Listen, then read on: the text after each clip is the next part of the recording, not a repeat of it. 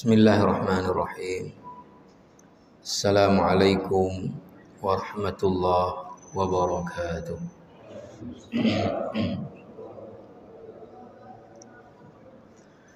Alhamdulillahilladzi amarana bil ikhlas wa nahana 'anil syirki wa 'anil nifaq.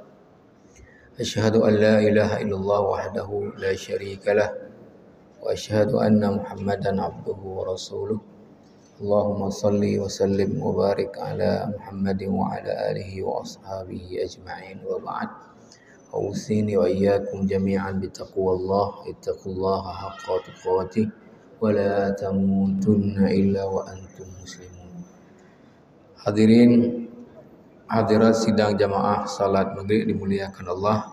Alhamdulillah kita baru saja dapat melaksanakan salat fardu maghrib kita di awal waktu secara berjamaah di rumah Allah yang mulia ini.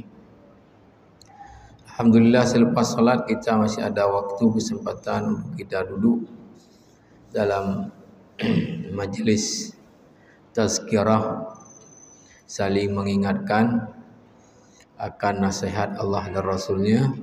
Mudah-mudahan kita menjadi orang-orang yang mendengar nasihat Allah dan Rasulnya dan mengamalkannya dalam kehidupan kita sehari-hari. Allahumma ja'alna mimman yastami'una al-qawla fayattabi'una ahsanah. Para jamaah yang mulia, yang lalu saya sampaikan bahwa saya berhalangan malam ini, tapi alhamdulillah kemarin sore menjelang maghrib Rapimnas Dewan Masjid Indonesia selesai dan ditutup oleh Wakil Ketua Umum mantan Wakapolri dulu Pak Syafruddin dan dibuka oleh Pak Ketua Umum Pak JK. Maka saya tadi langsung pulang, terutama yang saya memang pertimbangkan besar adalah besok mengajar di kampus dari jam 8 sampai asar. Jadi kalau saya tidak pulang, banyak tinggal mengajar. Sehingga memang tidak kemana-mana di acara, langsung tadi kembali. Maka saya sampaikan ke Ustaz Wahyu, insya-Allah kalau kita mau pengajian, saya insya-Allah jam 3 sudah sampai di bandara. Baik, kata Ustaz Wahyu, boleh kita buat pengajian. Baik para jamaah yang mulia, kembali kita lanjutkan pembahasan kita ya tentang tentang keikhlasan. Yang lalu kita sudah sampai pada ya ad-darar adamil ikhlas. Bahaya kalau dalam beramal tidak ikhlas. Itu sudah kita bacakan dalam kitab Syekh Saleh Al-Munajjid ini, A'malul Qulub. Sekarang ini yang dibahas adalah sya'nus salafi ma'al ikhlas. Bagaimana para salafus saleh. Kalau disebut salafus saleh ini konotasinya dia sebetulnya kata salaf itu yang lalu. Saleh itu ya orang yang lalu yang saleh. Tapi biasa kalau disebut kata salafus saleh itu konotasinya adalah atau yang dimaksud para sahabat, para tabi'in dan para tabi'at tabi'in.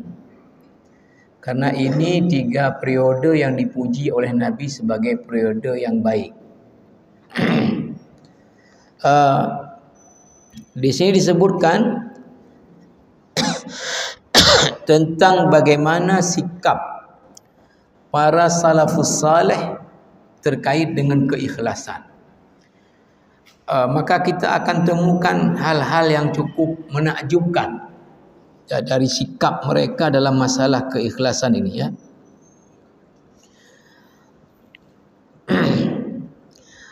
Ditulis Syekh Saleh Al-Munajjid, lam yata'amalis salafu ma'al ikhlasi ala annahu ayatun tutla wa ahaditsu tunsharu fahasbu. Jadi para salafus saleh mereka terkait dengan keikhlasan, sikap mereka itu bukan sebatas ayat-ayat Al-Quran tentang ikhlas dibaca atau hadis-hadis tentang ikhlas itu kemudian disebarluaskan, diajarkan. Bal kana lahum ma'ahu sya'nun laisa li ghairihim. Akan tetapi mereka itu punya satu sikap terkait dengan keikhlasan yang tidak ada bandingannya, yang tidak ada tandingannya. Jadi mohon maaf mungkin ya na'udzubillah, banyak orang mungkin membacakan ayat-ayat keikhlasan tapi dalam amalnya riya. Banyak orang-orang membaca hadis-hadis tentang keikhlasan, tentang pentingnya keikhlasan, tapi kenyataannya adalah riya. Sementara para sahabat, ayat-ayat tentang keikhlasan, hadis-hadis tentang keikhlasan bukan sekedar dibaca, disampaikan, tetapi sikap mereka terhadap keikhlasannya tidak ada tandingannya. Nanti akan diberi contoh-contoh. Ini yang menakjubkan. Wa kanat siratuhum ma'al ikhlasi nibrazan yuqtada bihi. Jadi sikap mereka dalam keikhlasan ini menjadi contoh untuk diteladani. Li'annahum arafu ahammiyatahu, karena mereka ini paham betul akan pentingnya ikhlas di dalam beramal.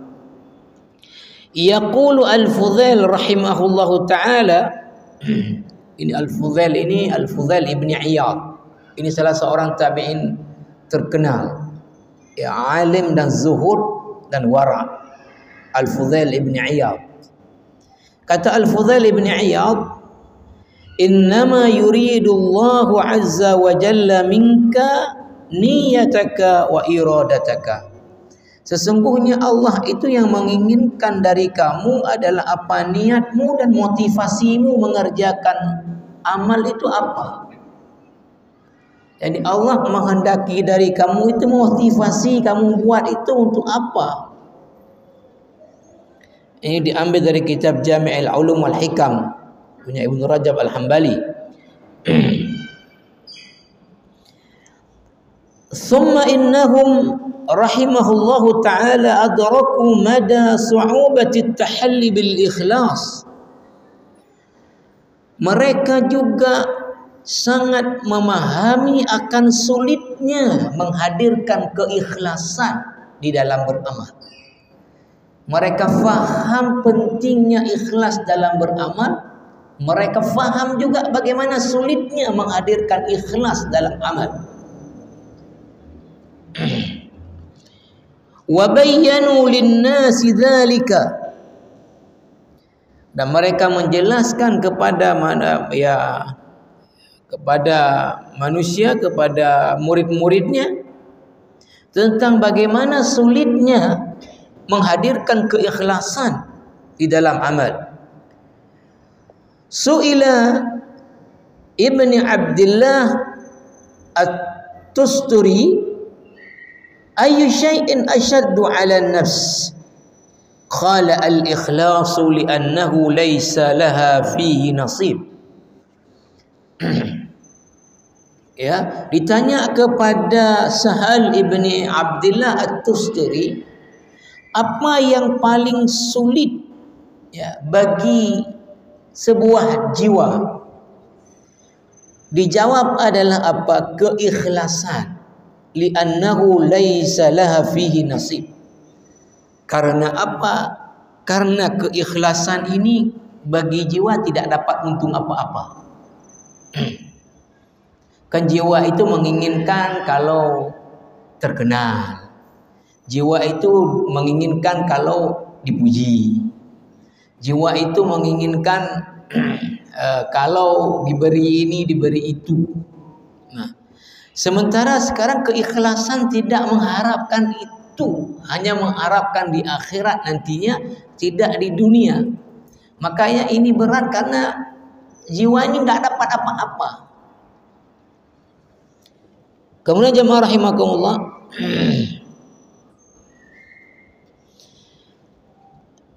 wa qala Yusuf ibni Asbat, Yusuf ibni Asbat mengatakan, takhlisun niyati min fasadiha asyaddu 'ala al-'amilin min tulil ijtihadi.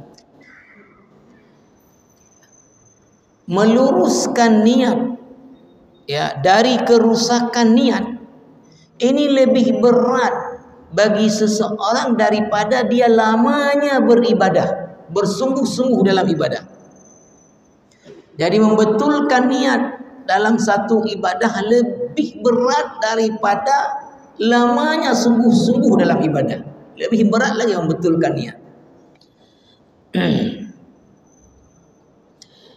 Maka kata Syekh Saleh Al-Munajjid, wa ilaika namaziju min sya'ni salafi ma'al ikhlasi la'allaka ta'tabiru bihim wa tattabi'uhum ala hadha sirat.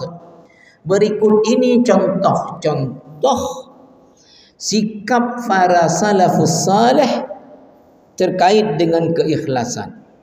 Mudah-mudahan kita dapat mengambil ibrah, pelajaran, dan kemudian mengikuti jalannya mereka.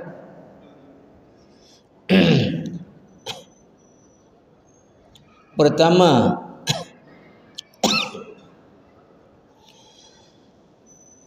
adamu wasfin nafsi bil ikhlas. Pertama adalah tidak menganggap dirinya sudah ikhlas dalam amal. Tidak menganggap diri sudah ikhlas dalam amal.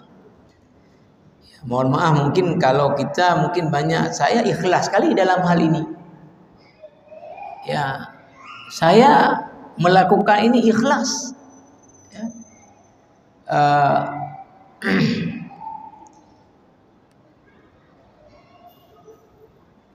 Kita lihat bagaimana salafus saleh, ya, tidak menganggap dirinya sudah ikhlas dalam amal sekalipun orang paling ikhlas dalam amalnya. Contoh berikut ini.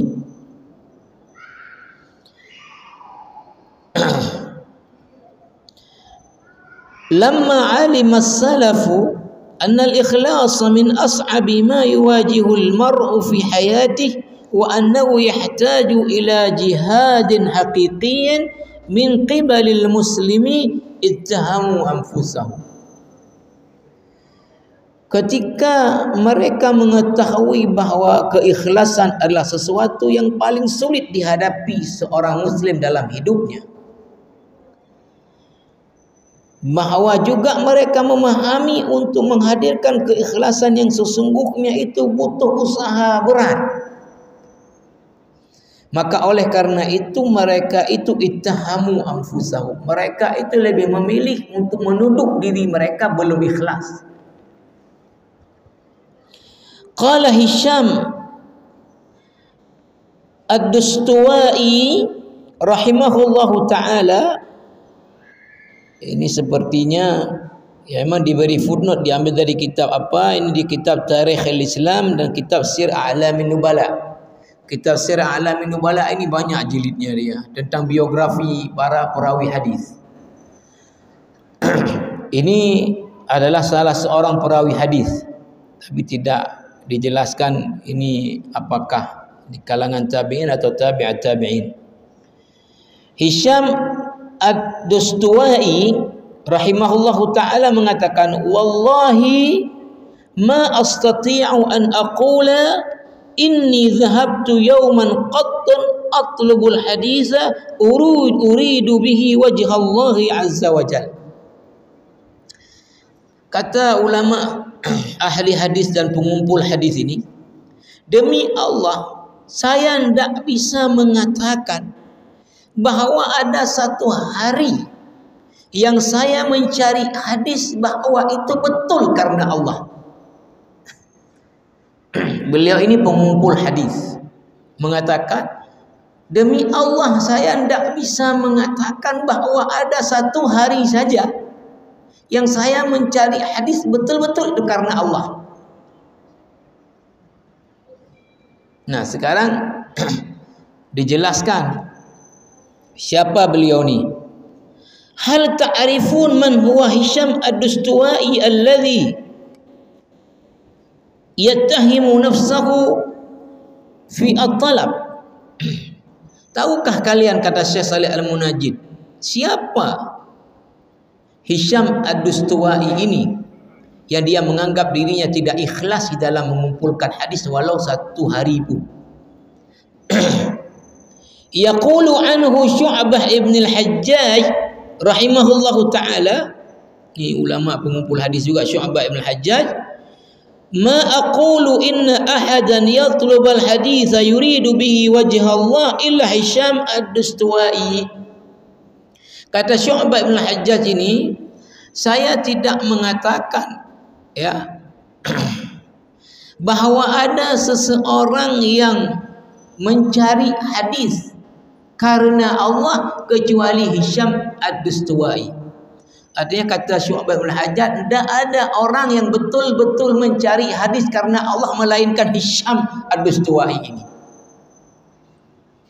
Jadi orang yang paling ikhlas di dalam mencari hadis inilah Hisham ad-Dustuwai. Tapi Hisham mengatakan dirinya sendiri, saya demi Allah satu hari pun dalam mencari hadis tidak bisa mengatakan bahwa saya sudah ikhlas dalam mencari hadis. Padahal ini orang yang terikhlas dalam mencari hadis. Wa yaqulu anhu Syaz ibni Fayyad, baka Hisham hatta fasadat ainuhu. Syaz ibni Fayyad itu mengomentari bahwa Hisham ad-Dustuwai ini menangis karena takut kepada Allah sampai matanya buta. Menangis karena takut kepada Allah sampai matanya buta. Bagaimana udah tingkat khaufnya kepada Allah, bagaimana tingkat ininya ya mungkin di antara yang dia tangisi mungkin takut amal-amalnya itu enggak ikhlas, takut amal-amalnya itu enggak sempurna, sehingga menangis sampai matanya buta.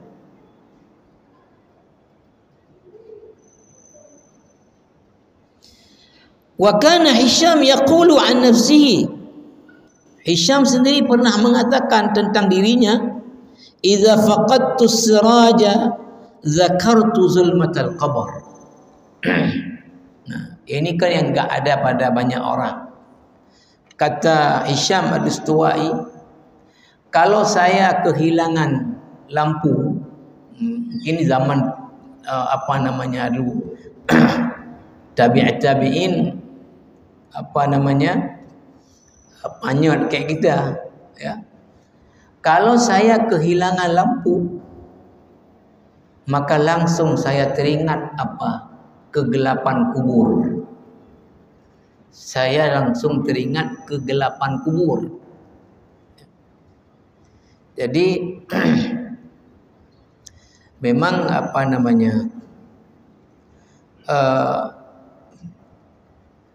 makin tinggi ketakwaan orang kepada Allah, makin tinggi takut kepada dosa. Makin tinggi kefasikan orang, makin gak ingat dosa. Maka orang-orang yang buat kefasikan tidak pernah ingat kayak mana dalam kubur. Bahkan mohon maaf kita bilang, banyak orang yang membantu misalnya gali kubur, waktu turunkan jenazah dia tampung di bawah, enggak salat tapi dia sendiri hari ini tidak salat, padahal hari-hari kalau ada orang meninggal dia yang terima di bawah, dia yang taruh. Dia tidak teringat suatu hari dia yang taruh, nanti ketika tanah-tanahnya dia juga yang tarik-tarik. Ini kan sering kita lihat orang yang kerja untuk ini, tapi kemudian dia enggak salat.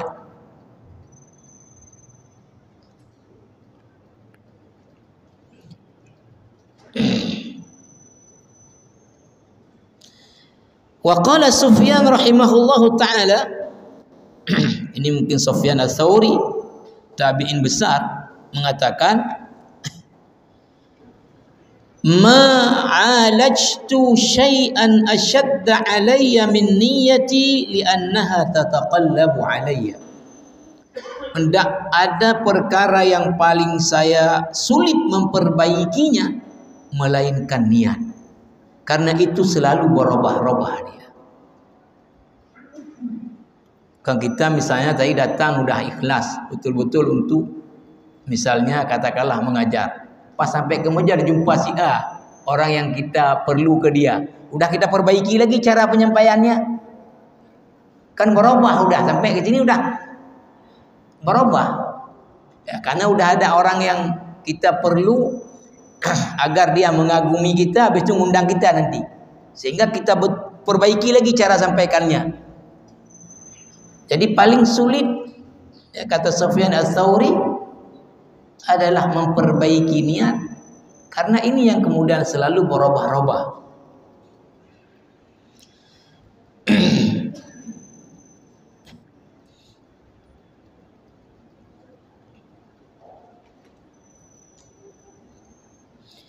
Wa qala wa yaqulu Yusuf ibn al-Husain rahimahullahu taala, Yusuf ibn al-Husain mengatakan, ini ulama mengatakan, a'azzu syai'in fid dunya al-ikhlas. Ya, paling berat di dunia ini adalah keikhlasan. Wa kam ajtahidu fi isqatir riya min qalbi fa ka'annahu yamutu ala launin akhar.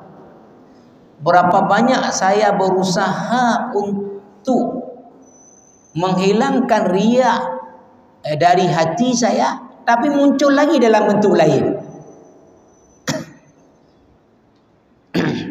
Ya, saya berusaha kuat untuk menghilangkan riya dalam hidup saya, tapi nanti dia nongol lagi dalam warna yang lain.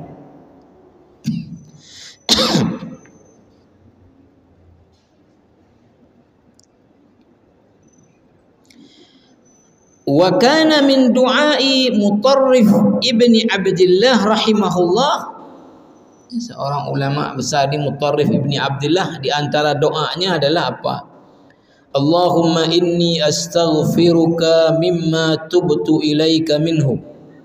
Ya Allah, aku memohon keampunan kepadamu dari hal yang aku bertaubat kepadamu. Summa a'udtu fihi, lalu aku kembali melakukannya. Wa astaghfiruka mimma ja'altuhu laka ala nafsi summa lam ufi laka bihi. Aku juga memohon keampunan kepadamu ya Allah terhadap sesuatu yang aku jadikan semata-mata untukmu, kemudian aku tidak tunaikan itu dengan baik. Wa astaghfiru laka mimma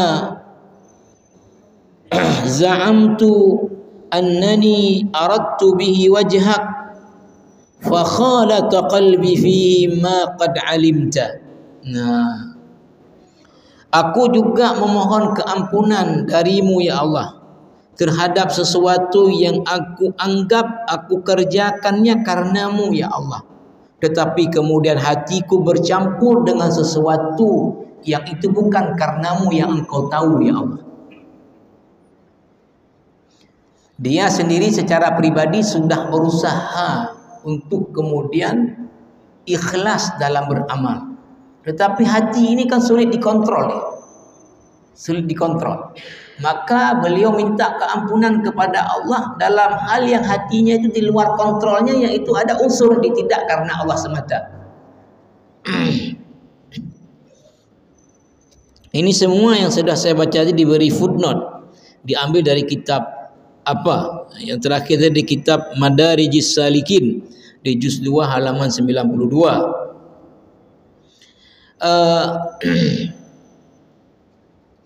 Saru a'immatan yuqtada bihim wa ma'a dhalika hum asyaddun nasi ittihaman li anfusihim. Mereka ini adalah teladan dalam masalah keikhlasan, tetapi mereka ya tetap menjadi orang yang paling menganggap dirinya belum ikhlas dalam beramal. Nah, sekarang kemudian dilanjutkan cerita. ikhfa'ul amal, menyembunyikan amal. Yaqulu Al-Hasan Al-Basri rahimahullahu ta'ala mutahadditsan an ijtihad as-salaf fi ikhfa'i a'malihim. Al-Hasan Al-Basri ini tabi'in besar, ya, salah seorang tabi'in besar di Basra, Al-Hasan Al-Basri. Nanti di negeri Syam ada Al-Auza'i yang sama zaman dengannya. Kemudian di Mesir ada Al-Laits bin Sa'ad. Kemudian nanti di Madinah ada Sa'id Al-Musayyib, ada Imam Ibn Sirin. Al-Hasan Al-Basri rahimahullahu ta'ala menjelaskan tentang usaha para salaf dalam menyembunyikan amal mereka. In kana ar-rajulu laqad jama'a al-Qur'ana wa ma yash'uru bihi jaruhu. Ada di antara salaf itu yang sudah hafal Quran 30 juz, tetangganya enggak ada yang tahu. Wa in kana ar-rajulu laqad faqiha al-fiqha al-katsira wa ma yash'uru bihi an-nas. Ada orang yang sudah ahli betul dengan fikih, enggak ada orang tahu kalau dia ahli fikih. Padahal dia sudah sangat ahli di fikih, enggak ada orang satu pun tahu dia ahli fikih.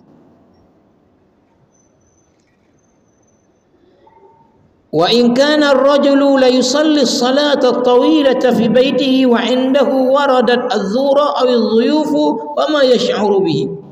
Ada juga orang yang salat sunat di rumahnya itu cukup panjang, cukup lama. Lalu tamu-tamu yang datang ke rumahnya tidak ada yang tahu kalau dia ada salat. Walaqad adraktu aqwaman ma kana ala dhahri al-ard min 'amal naqdiruna ala an ya'maluhu fi sirrin fayakunu 'alaniyatan abada. Jadi saya menemui, kata Al-Hasan Al-Basri, orang-orang yang melakukan amal secara sembunyi-sembunyi, yang padahal itu artinya bisa dilakukan juga secara terang-terangan, tapi mereka tidak melakukannya sama sekali.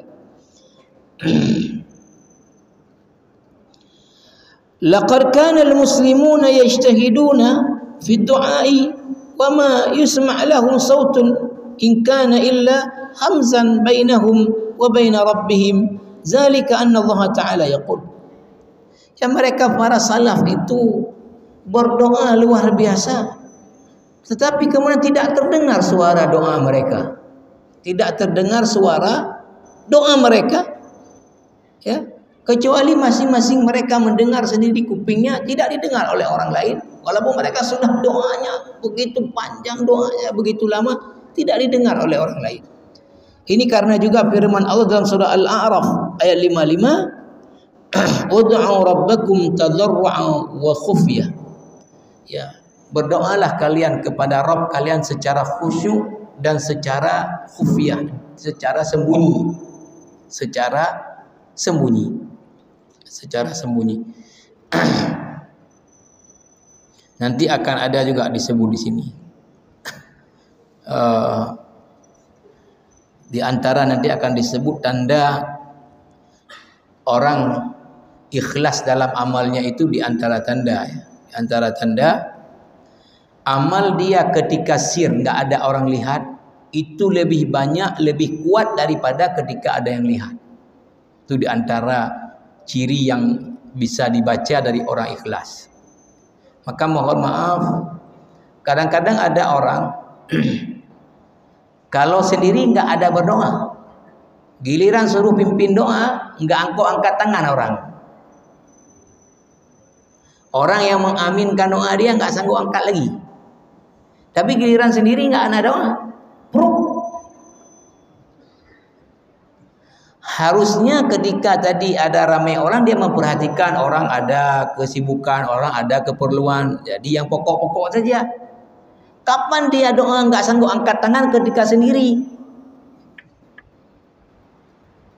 Nabi mengatakan, man amman nas falikhaffif.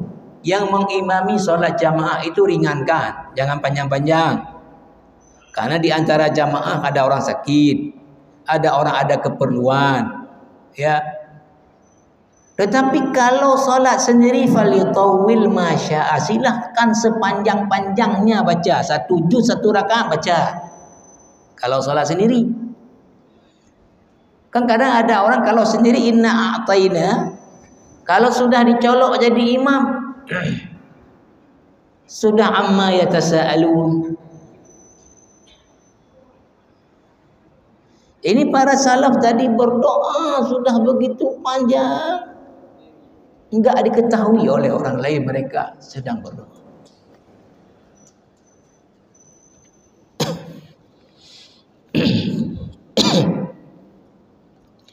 Sekarang kita lihat lagi contoh. Ikhfa'ul a'mali 'anil ahli waz zawjat. Menyembunyikan amal walau terhadap keluarga, bahkan istri sendiri enggak tahu.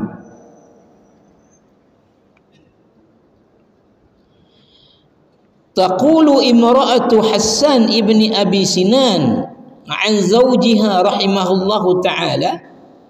Istrinya Hassan ibni Abi Sinan itu mengatakan tentang suaminya, kana yaji'u fayadkhulu ma'i fi firashi summa yukhadi'uni kama tukhadi'ul mar'atu sibyaha. Kata istrinya Hassan ibni Abi Sinan ini, ya, ulama besar ini, dia kalau masuk ke kamar di malam hari, maka kemudian bercanda dengan saya seperti seorang ibu bercanda dengan anak bayi. Fa idza alima anni nimtu, ya, kalau dia tahu saya udah tidur, tadi main tidur, udah tidur istrinya, salla nafsahu fa kharaja thumma yaqum fa shalli, baru dia bangun kemudian keluar kamar salat. Dia selalu ketika udah tidur istrinya, dia keluar lalu salat tahajud. Qalat qultu lahu ya Aba Abdullah kam tu'adzib nafsaka. Sehingga ketika istrinya sudah tahu dia buat kayak gitu, artinya malam enggak tidur tapi kemudian salat, waktu dia sudah tidur, panggilan suaminya Aba Abdullah, ya, anaknya ada Abdullah. Wahai Aba Abdullah, kata istrinya, kenapa kamu mengazab dirimu? Irfaq binafsik, ya tolong jaga dirilah, jangan terlalu berat kali ibadah, beri hak juga untuk badan. Kata istrinya, faqala uskuti waihaki, ya, ya diam kamu, ya, jangan komentar. Fayushiku an arquda raqdatan la aqum minha zamanan. Saya takut kalau saya tidur, di tidur itu saya enggak bangun-bangun lagi.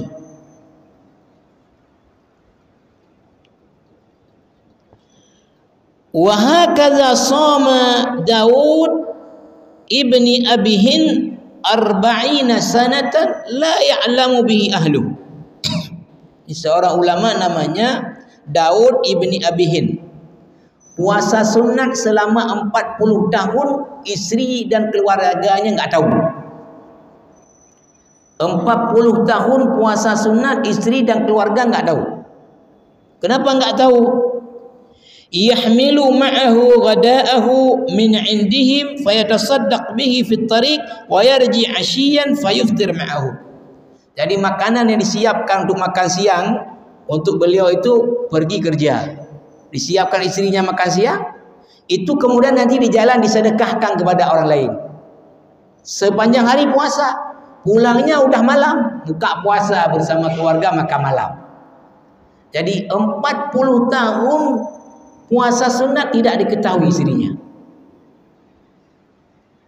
Ya.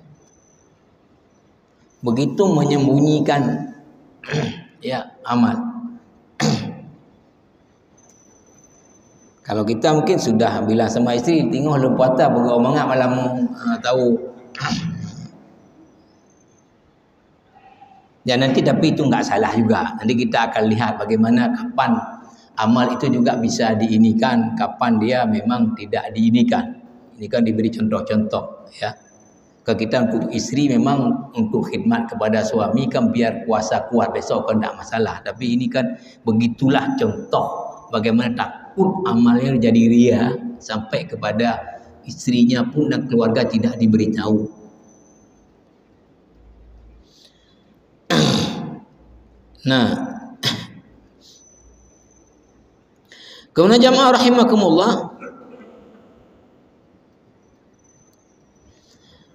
sekarang ini diceritakan at-takhaffi asna al-jihad. Sebetulnya nanti akan dibahas ada amal-amal dalam kehidupan ini memang tak bisa disembunyikan. Ya. Mana? Ya orang mengajar ilmu, kayak mana disembunyikan? Kayak saya ini kayak mana mau sembunyikan? Khatib Jumat kayak mana mau sembunyi? Dia memang sudah harus. Ini orang pergi salat jamaah, kayak mana enggak nampak? Ya, nampak kan jamaah namanya. Ya. Dan termasuklah jihad kan ibadah yang nampak emang orang tengok kan diabsen oleh komandan. Bahkan istilahnya di ini dulu, kamu siap enggak? Apa ada senjata kamu? Apa ada ini? Apa ada bekal? Ada bekal. Kayak mana fisiknya? Tadi daftar semua orang, kan ketahuan semua. Jadi ini perkara yang sebetulnya nampak, tapi kita lihat sekarang kayak mana orang menyembunyikan amal di dalam jihad. Padahal itu perkara bukan disembunyikan. Qissatu sahibin nafaq. Ini cerita tentang satu orang yang menggali terowongan.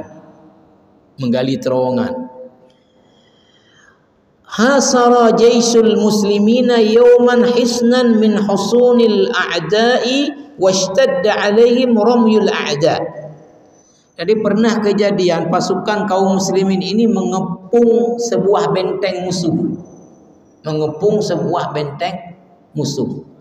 Ya karena benteng itu kita tembak dari luar, ini kan nggak akan kena orang dalam benteng yang dia sembunyi di ini.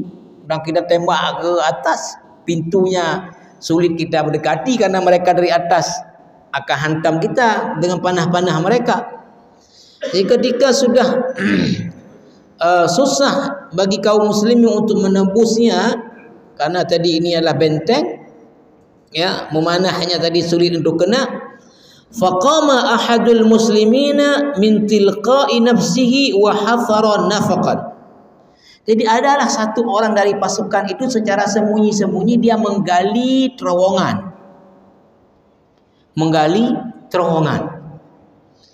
Wastata'a an yasila ila dakhilil hisni. Sehingga dari terowongan tadi itulah dia bisa masuk ke dalam benteng. Ya, bisa masuk ke dalam benteng. Wa qatala hurrasahu hatta fatahal bab, sehingga dia bunuhlah ya para pengawal pintu itu. Dia gali terowongan tembus ke dalam benteng, dia bisa bunuh pengawal-pengawal pintu itu sehingga dia bukalah pintu. Fadakhalal muslimuna al-hisna wantasaru, masuklah pasukan muslimin mengepung itu dari pintu sudah terbuka. Walam yu'raf hadzal rajulu man huwa. Nah, tidak diketahui siapa yang udah gali terowongan itu, yang udah membunuh tadi penjaga-penjaga pintunya. Enggak diketahui siapa orangnya. Wa arada maslamah qaidu jaisil muslimin ay ya'rifa ar-rajula limukafaatihi. Lalu komandan pasukan kaum muslimin Maslamah ingin mengetahui siapa orangnya yang menggali itu kemudian membunuh penjaga tadi dan membuka pintu untuk diberi hadiah. Walamma lam yajidhu sa'alahu billahi an ya'tiyahu. Lalu ketika tidak didapati siapa yang menggalinya, maka Maslamah kemudian ya meminta pertolongan Allah untuk memberitahu orang itu siapa. فأتاه طارق بليل وسأله شرطا وهو أنه إذا أخبره من هو فلا يبحث عنه بعد ذلك أبدا. Diketoklah pintu komandan pasukan kaum muslimin ini satu malam oleh seseorang. Lalu orang ini minta satu syarat. Saya akan beritahu kepada anda panglima siapa yang gali itu, siapa yang kemudian membunuh pengawal dan siapa yang buka pintu. Tapi satu syarat saya minta. Kalau saya beritahu siapa orangnya, jangan pernah cari lagi orang itu selama-lamanya. Maka kemudian fa'ahadahu, maka panglima ini Maslamah tadi menerima syarat itu dan berjanji tidak akan mencarinya. Fa akhbarahu bi annahu huwa, fa kana Maslamah yaqul Allahumma hsyurni ma'a sahibin nafaq. Ya. Maka ketika sudah diterima tadi syaratnya, maka dia beritahulah saya orangnya. Syaratnya jangan pernah cari lagi saya selama-lamanya. Maka Maslamah ya berdoa, ya Allah, kumpulkanlah di akhirat saya bersama orang tadi. Ya Allah, kumpulkanlah saya di akhirat nanti dengan orang yang menggali ininya tadi dan menyembunyikan. Mungkin kalau orang lain pas buka langsung panggil saya sukses, saya berhasil, saya udah bunuh. Dah diminta oleh komandan, tolong beritahu siapa ini, biar saya kasih hadiah. Nggak ada yang satu pun. Kemudian ketika dia udah berdoa, ya Allah, beritahukanlah saya melaluimu ya Allah, siapa orangnya. Baru malam hari orang yang datang tadi mengetuk pintu dan mengajukan satu syarat. Saya mau beritahu orangnya siapa, dengan syarat bahwa jangan mencari orang itu selamanya setelah itu. Ketika diterima oleh Maslamah, baru dia beritahu saya lah orangnya. Maka Maslamah berdoa, ya Allah, kumpulkanlah saya di akhirat nanti bersama orang itu. Nah ini jamaah rahimakumullah. Nah karena waktu kita, InsyaAllah nanti akan kita lanjutkan lagi beberapa contoh yang menakjubkan daripada para salaf saleh tentang ini, termasuk juga masalah-masalah yang terkait dengan kapan kita artinya boleh untuk kemudian menampakkan amal, kapan kita perlu menyembunyikan amal. Ini akan dibahas dan mungkin tinggal sekali lagi kita ada kesempatan untuk bertemu, karena setelah Selasa depan tanggal 14, kalau ada umur yang tidak ada halangan, siangnya saya berangkat umrah dan pulangnya sudah di 5 Ramadan. Berarti insyaAllah sekali lagi kita bisa, dan insyaAllah mudah-mudahan kita selesaikan semua yang ada dari tersisa di kitab ini tentang masalah keikhlasan.